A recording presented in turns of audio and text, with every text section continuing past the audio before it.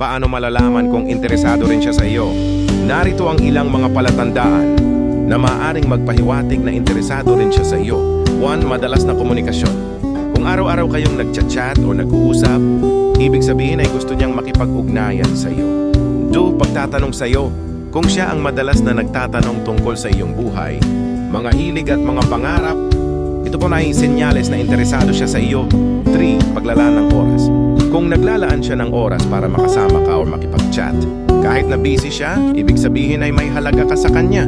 4. Pagsasabi ng compliment. Kung madalas siyang magbigay ng mga papuri sa iyo, ito ay isang magandang senyales na interesado siya. 5. Paglalagay ng importansya. Kung ipinapakita niya na ikaw ang priority niya sa mga sitwasyon, halimbawa, nag-aabang sa iyo o nag-aalala sa iyong kalagayan, ito ay isang magandang senyales. 6. Pagsasama sa mga kaibigan at pamilya. Kung ipinakilala ka niya sa kanyang mga kaibigan o pamilya, ito ay maaaring mga senyales na seryoso siya sa iyo. 7. Pagsasabi ng I love you.